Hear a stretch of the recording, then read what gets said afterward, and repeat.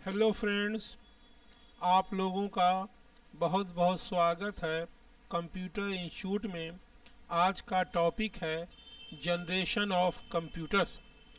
Generation of computer का classification hardware changes के आधार पर किया गया है। जैसे जैसे हार्डवेयर में मैसिव चेंजेस हुए, जनरेशन भी उसी तरह चेंज हुआ। हर जनरेशन लगभग 10 से 15 साल के पीरियड का रहा है। अब हम लोग डिटेल्स में जनरेशन को देखते हैं। There are 5 types of computer generation. 5 तरह के कंप्यूटर के जनरेशन हैं।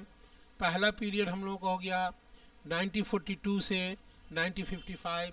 इस जनरेशन में हम लोगों ने वैक्यूम ट्यूब का इस्तेमाल किया है। इसके बाद नेक्स्ट जनरेशन हमारा हो गया 1955 से 1964। इस जनरेशन में हम लोग वैक्यूम ट्यूब के जगह पे ट्रांजिस्टर का इस्तेमाल करने लगे। 1964 से 1975 में इस जनरेशन में जो हार्डवेयर के मेन कंपोनेंट हुए, इलेक्ट्रॉनिक मेन कंपोनेंट जो हुए, वो हमारा हो गया इंटीग्रेटेड सर्किट। यानी कि हम लोग यहाँ पे ट्रांजिस्टर को रिप्लेस करके इंटीग्रेटेड सर्किट का इस्तेमाल करने लगे। 1975 से 1989 का पीरियड में हम लोग माइक्रो प्रोसेसर का इस्तेमाल करने लगे। यानी कि इस फोर्थ जनरेशन में हमने जो है इंटीग्रेटेड सर्किट को रिप्लेस करके माइक्रो प्रोसेसर का इस्तेमाल करने लगे। और 1989 से लेके अभी तक हम लोग अब जो है आर्टिफिशियल इंटेलिजेंसी की बातें कर रहे हैं। अब हम लोग इस चीज़ों को डिटेल में समझते हैं और एक टेबल के फॉर्म में आपको दे दिया गया है, जिससे आपको याद करने में आसानी रहेगी। टॉपिक वाइज हम लोग डिटेल में देख लेते हैं। फर्स्ट जनरेशन 1942 से 1955।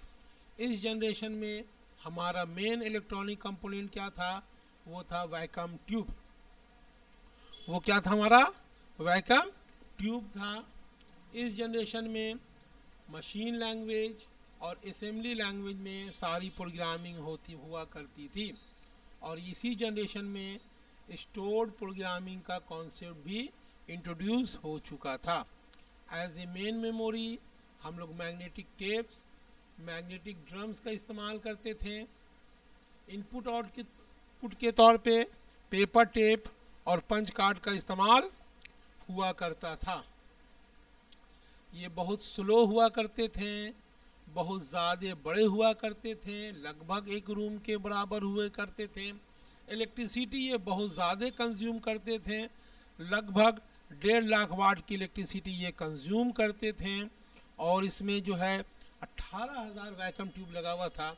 ये भी आपको याद रखना होगा, इससे रिलेटेड एक क्वेश्चन आ सकते हैं कि फर्स्ट जनरेशन ऑफ कंप्यूटर में नंबर ऑफ वैक्यूम ट्यूब क्या थे।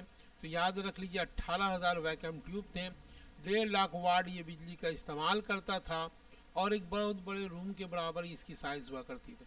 और सबसे इम्पॉर्टेंट चीज़, ये कैलकुलेशन करने में कितना समय लेता था? तो कैलकुलेशन कहने का मतलब ये एडिशन में 200 माइक्रो सेकंड का टाइम लिया करते थे। और ये डिवाइस मल्टीप्लिकेशन करने के लिए 2000 माइक्रो सेकंड का वक्त लिया करते थे। इस जनरेशन के जो कंप्यूटर थे, उन कंप्यूटर का नाम था इनैक, एडवक, यूनिवैक, IBM 650, IBM 701। तो यहाँ आपका इम्पॉर्टेंट एलिमेंट हो जाता है electronic component, vacuum tube, machine language और असेंबली लैंग्वेज। स्टोर्ड प्रोग्रामिंग के कॉन्सेप्ट आ चुके थे। एज ए मेमोरी हम लोग इस्तेमाल करते थे magnetic tapes and magnetic drums. अब हम लोग नेक्स्ट पीरियड को देखते हैं। नेक्स्ट पीरियड हमारा हुआ सेकंड जनरेशन। इस पीरियड का टाइम था, ड्यूरेशन था 1955 से 1964। इस दौरान जो हमारा मेन कंपोनेंट था वो था ट्रांजिस्टर। मेन कंपोनेंट क्या था? हमारा ट्रांजिस्टर। और यहाँ पे हाई लेवल लैंग्वेज में प्रोग्रामिंग शुरू हो चुकी थी। हाई लेवल लैंग्वेज में प्रोग्रामिंग शुरू हो चुकी थी। असेंबली लैंग्वेज भी चल रहा था, मशीन लैंग्वेज भी चल रहा था और हाई लेवल लैंग्वेज में भी प्रोग्रामिंग हम लोगों की सेकंड जनरेशन से ही शुरू हो गई थी। इस जनरेशन में ही जो प्रोग्रामिंग लैंग्वेज आया था वो प्रोग्रामिंग लैंग्वेज आया था फोर्ट्रान, कोबोल, अल्गोल। और सबसे इम्पॉर्टेंट एलिमेंट यहाँ पे जो है हमारा बैच प्रोसेसिंग, यहाँ पे हमारा बैच ऑपरेटिंग सिस्टम भी इंट्रोड्यूस हो चुका था। एज ए मेमोरी हम लोग क्या इस्तेमाल कर रहे थे, मैग्नेटिक कोर का इस्तेमाल किया जा रहा था, मैग्नेटिक टेप, मैग्नेटिक डिस्क का इस्तेमाल किया जा रहा था। इनपुट आउटपुट के तौर पे मैग्नेटिक टेप और हम लोग पंच कार्ड का इस्तेमाल कर रहे थे। इनपुट आउटपुट के तौर पे मैग्नेटिक टेप और पंच कार्ड का इस्तेमाल किया जा रहा था। साइज में ये स्मॉलर हो गए, पावर भी कंज्यूम कम करने लगे, हीट भी कम जनरेट करने लगे as compare to first generation. First generation के मुकाबले में ये हमारा हीट वगैरह कम इस्तेमाल करने लगे थे। अभी तक इसका इस्तेमाल, ये दोनों जनरेशन के कंप्यूटर का इस्तेमाल साइंटिफिकल वर्क में इस्तेमाल हो रहा था, थोड़ा बहुत जो है कमर्शियल रिसर्च में इसका इस्तेमाल होने लगा था, कमर्शियल एप्लीकेशन के तौर पे इसका इस्तेमाल होने लगा था। इसके जो एग्जाम्पल हैं, मेन एग्जाम्पल में हनीबेल आ जाता है, पीडीपी हो जाते हैं, आईबीएम सीरीज़ के कंप्यूटर्स हो जाते हैं, यूनिवैक 11007 हो जाते हैं, सीडीसी 3600 हो जाते हैं। अब हम लोग नेक्स्ट जनरेशन को देखते हैं। नेक्स्ट जनरेशन हमारा हुआ थर्ड जनरेशन, ये 1964 से लेके 1975 है। इस जनरेशन में हम लोग as a main component integrated circuit का इस्तेमाल करने लगे, यानी कि आईसी चिप का इस्तेमाल करने लगे, यानी कि ट्रांजिस्टर को रिप्लेस करके आईसी चिप्स आ गए। यहाँ पे भी हमारा programming language high level language था, हाई लेवल लैंग्वेज का इस्तेमाल करने लगे, और यहाँ पे हाई लेवल लैंग्वेज हमारा स्टैंडर्डाइज फॉर्म में आ चुका था। हाई लेवल लैंग्वेज हमारा स्टैंडर्डाइज फॉर्म में आ चुका था। यहाँ पे प्रोग्रामिंग लैंग्वेज जो थे फोर्ट्रान 4, कोबोल 68, PLI 1 का इस्तेमाल होने लगा। Important element time shared operating system आ चुका था, डेटाबेस का हम लोग इस्तेमाल करने लगे, ऑनलाइन इस्तेमाल होने लगा, टाइम शेयरिंग ऑपरेटिंग सिस्टम आ गए, हाई लेवल के स्टैंडर्ड फॉर्म में हम लोग इस्तेमाल करने लगे, और हम लोग मिनी कंप्यूटर की तरफ आसानी से बढ़ने लगे। यहाँ पे डेटा का स्टोरेज की कैपेसिटी हमारी बढ़ गई, मैग्नेटिक कोर मेमोरी का इस्तेमाल करने लगे, मैग्नेटिक टेप, मैग्नेटिक डिस्क का इस्तेमाल करने लगे। As input output magnetic tape, monitor, keyboard, printer, इन सारी चीज़ों का इस्तेमाल होना शुरू हो गया।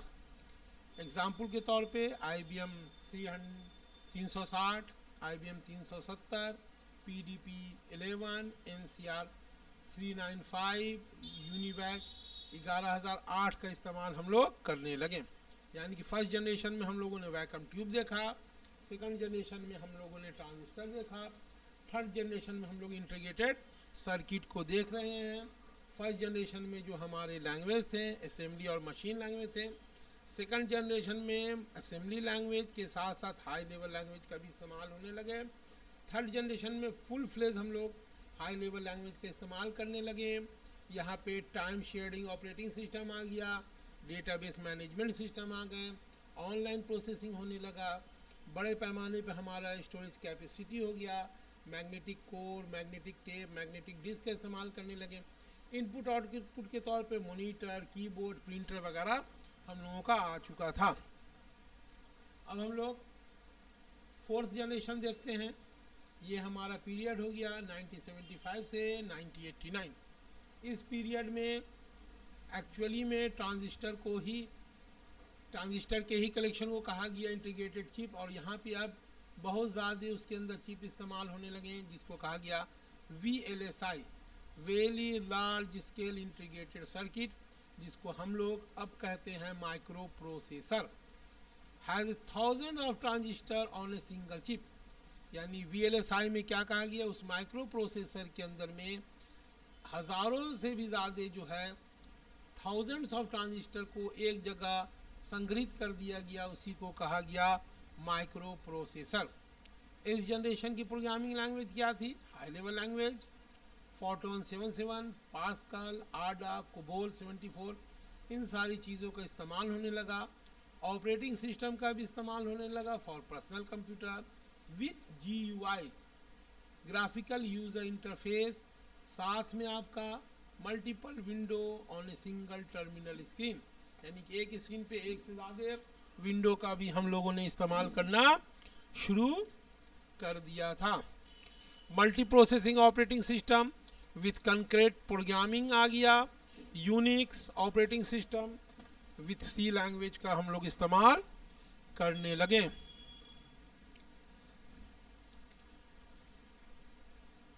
यहाँ पे मेमोरी में सेमीकंडक्टर मेमोरी का इस्तेमाल होने लगा, सच एज रैम रोम का हम लोग इस्तेमाल करने लगे। यहाँ पे लार्ज कैपेसिटी होगी हमारे स्टोरेज के लिए as a secondary storage device. Magnetic tapes, floppy disk as a portable storage media के तौर पे इस्तेमाल होने लगे। सुपर कंप्यूटर भी इसी के बेसिस पे आना शुरू हो चुका था। Shared of time high speed computer programming के कॉन्सेप्ट आ गए थे। ये बहुत छोटे हो गए, ये इसमें स्पीड ज़्यादा हो गई है, कमर्शियल यूजेज होने लगा, सॉफ्टवेयर में बहुत ज़्यादा डेवलपमेंट होने लगा। यहाँ पे as input output device, pointing device, optical scanner आ चुके थे, इसको याद रखिएगा। कीबोर्ड, मॉनिटर, प्रिंटर, ये सारी चीज़ें आ चुकी थी। यानी कि लगभग आज जो हम कंप्यूटर इस्तेमाल कर रहे हैं उन सारे कंप्यूटर का खाका तैयार हो गया था और इसी में हम लोग और इम्प्रूवमेंट करते चले गए। तो हार्डवेयर टेक्नोलॉजी की चेंजेस के आधार पे ही जनरेशन बना, लेकिन इसके बाद से अब हार्डवेयर के साथ साथ सॉफ्टवेयर चेंजेस के भी आधार पे जनरेशन बनना शुरू हो गया। इस जनरेशन में जो कंप्यूटर इस्तेमाल करते हैं IBM PC, स्टार 1000, एप्पल 2, ये सारे कंप्यूटरों को इस्तेमाल किया जा रहा था। इसके अलावा हो गया CRAY, cry 1, cry 2, cry X, TRS 80, ये सारे बहुत सारे एग्जाम्पल्स हैं। अब हम लोग फिफ्थ जनरेशन यानी कि लास्ट जनरेशन को देखते हैं, जो हमारा पीरियड 1989 से आज तक के डेट में है। अब यहाँ पे हम लोग ULSI का ultra large scale integrated circuit का इस्तेमाल करने लगे। इस टेक्नोलॉजी का बेसिक आधार बनाया गया है वो है आर्टिफिशियल इंटेलिजेंसी।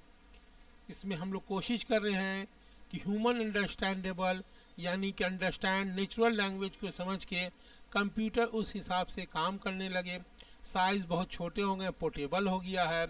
यहाँ पे touch pad, touch screen, pen, speech input device, voice recogniser, इन सारी चीज़ों का डेवलपमेंट हो गया। एग्जाम्पल के तौर पे डेस्कटॉप, लैपटॉप, टैब्स और स्मार्ट कंप्यूटर, ये सारी चीज़ें हम लोगों के आ चुके हैं।